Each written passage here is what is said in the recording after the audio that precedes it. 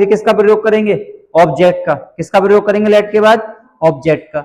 Object के बाद बताओ कौन सी फॉर्म आएगी, वर्ब की फर्स्ट फॉर्म, और वर्ब की फर्स्ट फॉर्म के बाद किसका प्रयोग करेंगे, नाउन का। जब इसका पैसिव वॉइस बनाएंगे तो पैसिव वॉइस बनाते समय शुरुआत किससे करेंगे, सेम लेट से करेंगे, लेकिन लेट के तुरंत बाद किसका प्रयोग कर देंगे, नाउन का। नाउन के बाद किसका प्रयोग करेंगे, बी ई बी का। बी के बाद आपको पता है पैसिव वॉइस में जब भी बी आता है इसके साथ हमेशा वर्ब की कौन सी वो आती है, थर्ड फॉर्म ही तो आती है, और इसके बाद क्या लगा देंगे, बाई, और प्रीपोजिशन के बाद हमेशा कौन सा केस आता है, ऑब्जेक्टिव केस आता है। ठीक, एग्जाम्पल समझो पहले क्या है, let him write a letter, उसे एक पत्र लिखने दो। अब इसको बना लेते हैं इसी कॉन्सेप्ट से। कैसे बनाएंगे समझो, कैसे बनाएंगे, देखो लेट की तो सेम कॉपी करेंगे, तो ये बनेगा, कैसे बनेगा आपका लेट।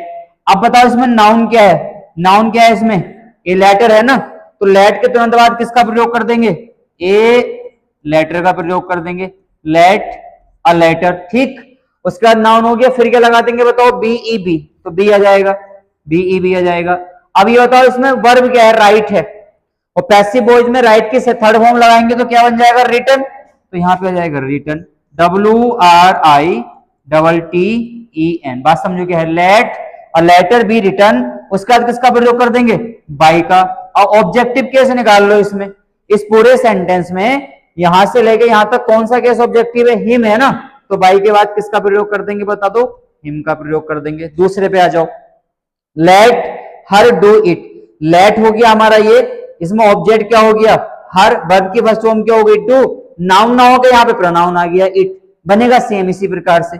तो कैसे बनाएंगे बता दो, लेट, उसके बाद प्रोनाउन कर देंगे किसका प्रयोग, इट का, फिर क्या लगा देंगे बताओ, B E B, third form क्या जाएगी इसमें, डन आ जाएगा, फिर क्या लगा देंगे, बाई, और उसके बाद किसका प्रयोग कर देंगे, हर का। तो ये बनेगा let it be done by her. बात समझ में आ रही है, इसको राइट कर लो।